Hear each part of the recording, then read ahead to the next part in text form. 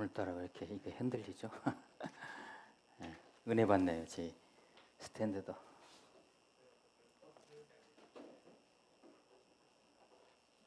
우리 기독교에서 최고의 명절이 있다면 그날은 부활절이에요. 크리스마스가 아니고 부활절이에요. 우리 예수님 오늘 새벽에 부활하셨어요. 아멘. 우리 예수님께서 부활의 첫 열매이세요. 그럼 그 다음 열매는 누구예요? 우리. 예수님이 그렇게 하신 것처럼 우리도 부활체가 된 거죠. 제가 기도합니다. 하나님, 부활 그 삶의 의미라는 제목으로 오늘 귀한 말씀을 나누고자 합니다. 주님 친히 함께 하셔서 은혜의 시간 되도록 인도하옵소서. 어둠의 세력들이 말씀을 빼앗아가지 않도록 주님께서 보호하여 주옵소서. 예수 그리스도의 이름으로 기도합니다. 아멘. 제가 예수님을 믿은 지 한참 후에도, 예수님을 인격적으로 만난 다음에도 진짜 부활이 있을까? 예수님 부활한 걸 제가 믿는다고 신앙 고백했지만 실질적으로 제가 가끔 이렇게 의혹이 들었어요. 옛날 얘기예요. 옛날 얘기. 근데 저에게 영감을 줬던 하나의 그 자연 현상이 뭐였냐면, 가을 겨울이 되면 낙엽이 다 지잖아요. 낙엽수들이 잎사귀가 다 져가지고 썩어가지고 땅속에 다 들어가잖아요. 그 낙엽이. 겨울이 되면 더군다나. 근데 이듬해 봄이 되면 그 나무에서 새로운 싹이 나지 않습니까? 그죠? 땅속에 들어가서 다 죽은 줄 알았는데 그 싹이 나는 걸 보고, 부활도 이런 것이구나. 이렇게 다시 살아나는 것이구나라는 것을 제가 이제 그래서 부활에 대해서 고개를 끄덕거렸어요. 그러는구나. 자연도 우리에게 이렇게 교훈을 주는구나, 부활에 대해서. 그런데요, 제가 그런 부활에 대한 깨달음이 저에게 왔다고 해서 긍정적으로 받아들이는 차원에서 그냥 끝나면 그게 부활인가요? 그렇죠? 부활이라는 게 이렇게 있구나. 여러분은 어떠십니까? 우리가 주일마다 예배할 때 사도신경 하잖아요. 사도신경 조금 전에도 하셨죠, 우리? 그 사도신경 끝부분에 옛날 버전으로 하면 몸이 다시 사는 것과 영원히 사는 것을 믿사옵나이다 이렇게 되어 있죠. 새로운 버전의 사도신경은 몸의 부활과 영생을 믿습니다 이렇게 되어 있죠.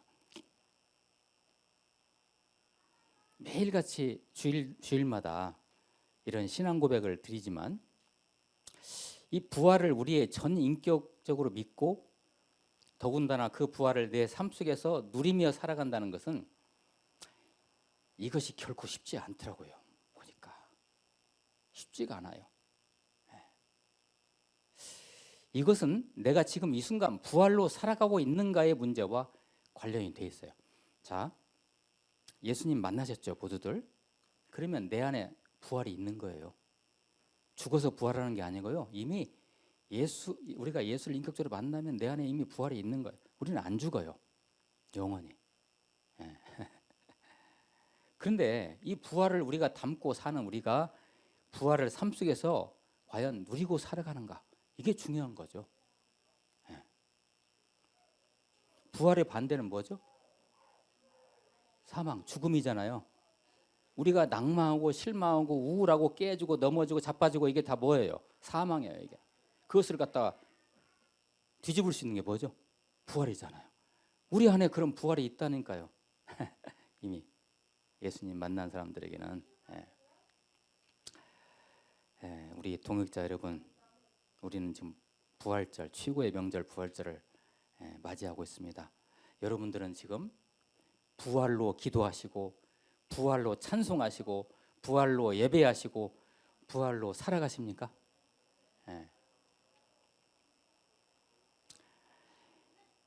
우리가 살아가면서 어떻게 부활을 확인할 수 있을까요? 우리의 삶 속에서. 우선 팩트 체크요. 저와 여러분 안에 부활의 그 생명의 씨앗이 있죠. 예수님 만나면 그 안에 있는 거예요. 우리 안에 부활과 생명의 씨앗이. 그렇다면 생명이라는 것은요, 거짓말 안 해요.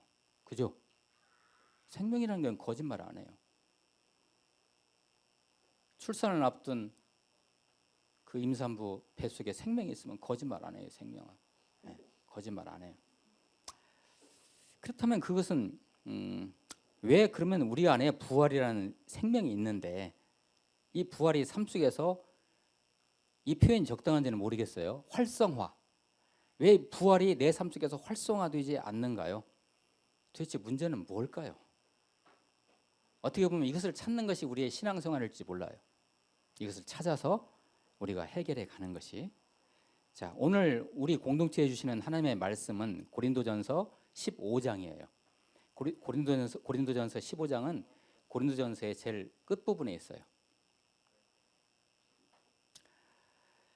아시다시피 고린도 교회 사도 바울이 3차 전도 여행 때 에베소에 있을 때 고린도 교회의 소문을 듣고 마음을 아파하면서 기록한 이 서신이 고린도 전서예요. 고린도 전서. 근데 이제 이 사도 바울이 들었던 것은 고린도 교회에 대해 들었던 소문은 뭐였냐면요. 고린도 교회에 대한 각종 악한 소문들이었어요. 문제점들이 엄청나게 많았어요. 고린도 교회가. 고린도라는 도시가 여러분 그 세계사 시간에 배우셨죠? 고린도라는 도시가 어떤 도시예요? 아주 화려한 도시예요. 예, 환락의 도시고, 예. 그다음에 그 무역하는 도시니까 얼마나 또 돈이 많겠어요. 그런데 거기에 고린도 교회가 세워졌는데 이 고린도 교회가 교회로서의 역할을 제대로 감당하지 못하고 세상과 똑같이 교회 안에서 고린도 교회 안에서 세상과 똑같이 그 교회가 그 하고 있다는 행태를 이 사도 바울이 들었어요. 가령 교회 안에서 싸워요. 우리도 그런 거 많이 봤잖아요. 교회가 서로 싸우잖아요. 목사님과 장로님 싸우고 막 그러잖아요. 교회의 분쟁. 그다음에 교회 안에서 음란이 횡행해가지고 막 교회 안에서 음행이 벌어지고 있어요. 성도들끼리. 그다음에 교회 안에서 서로들을 갖다 재판을 해요. 서로 싸우다가 소송 걸어요. 성적인 부도덕이 또 막 흥행하고. 그다음에 우상 숭배. 그때 당시 AD 1세기에 이 고린도에 있었던 우상 숭배라는 것은 우리가 말하는 흔히 생각하는 제사 모시는 우상 숭배가 아니고요. 그들의 신전이 있잖아요. 신전. 고린도라는 도시의 제일 높은 곳에 신전인데 거기 가서 그 우상들에게 그 제사를 지내는데 거기에 이제 그 제사 지내는 그 사제들 있죠. 주로 여사제들이에요. 여사제들이 누구냐?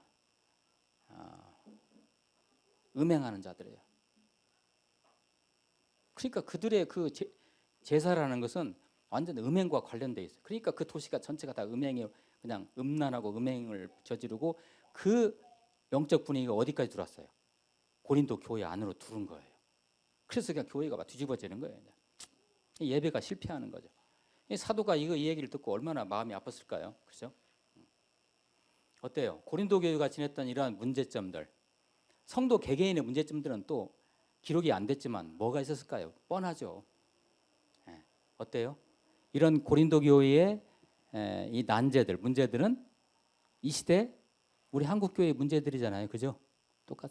똑같아요. 거기에 대해서 사도가 고린도전서의 마지막 부분에서 그러면 이런 교회에 대해서 이런 상황들에 대해서 해결할 수 있는 방안이 뭐냐? 거기에 대한 궁극적인 메시지가 뭐였어요? 부활했어요. 부활로 이걸 해결해야 된다. 부활의 영적 메시지 가지고 사도는 그들을 권면하고 있는 거예요. 오늘 말씀 58절, 15장 58절 말씀 한번 잠깐 보세요. 제가 읽으면서 지나갈게요. 58절, 이게 고린도전서 15장 마지막 부분이에요. 부활장이에요. 고린도전서 15장을 부활장이라고 하는데 마지막 부분. 그러므로 내 사랑하는 형제들아 견실하며가 뭐예요? 똑바로 서서 흔들리지 말고 항상 주의 일에 더욱 힘쓰는 자들이 되라.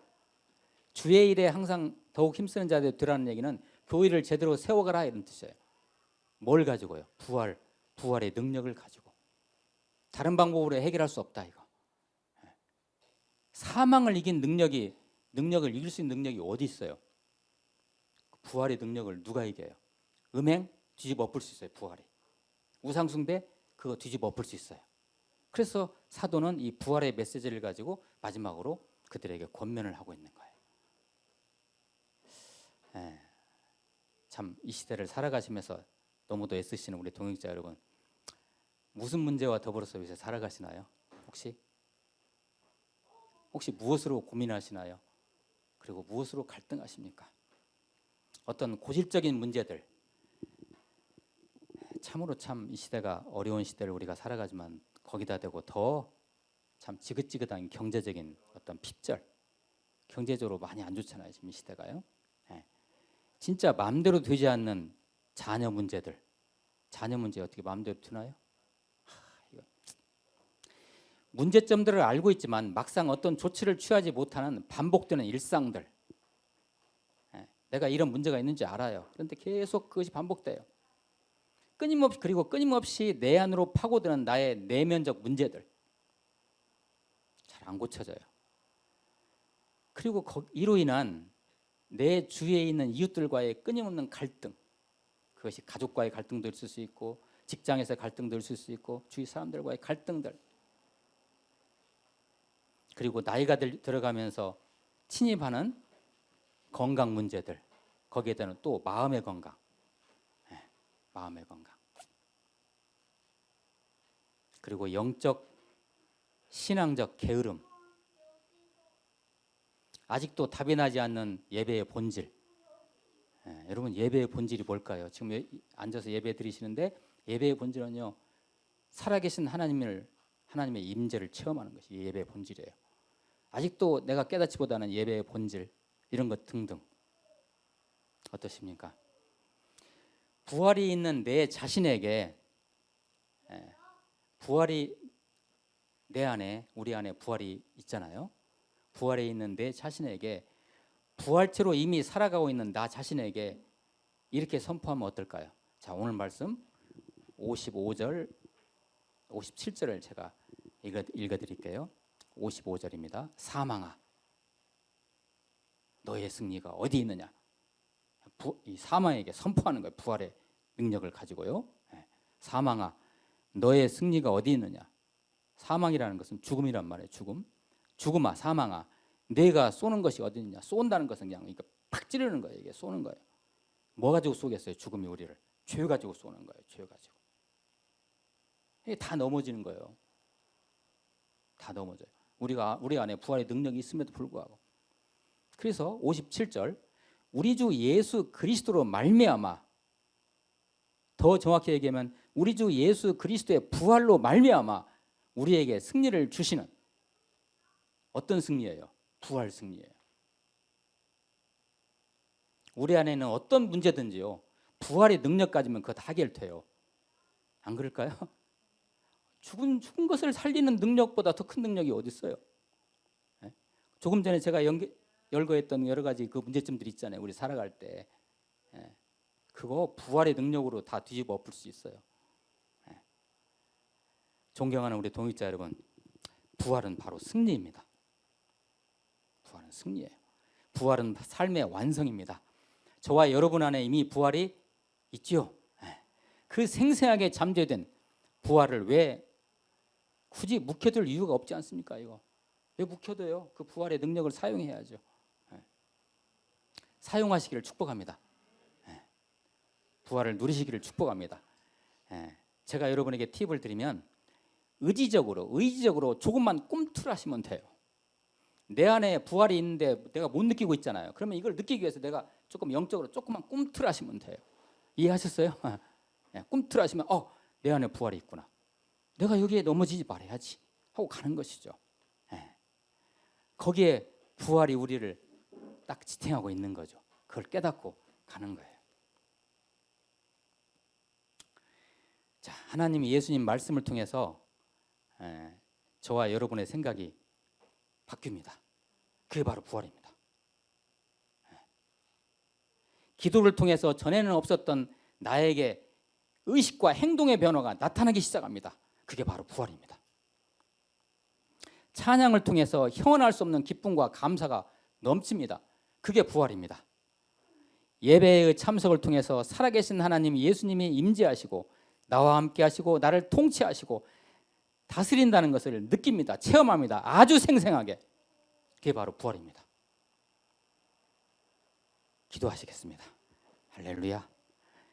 감사합니다. 일상에서 부활을 회복하게 하옵소서. 예수 그리스도의 이름으로 기도하옵나이다. 아멘.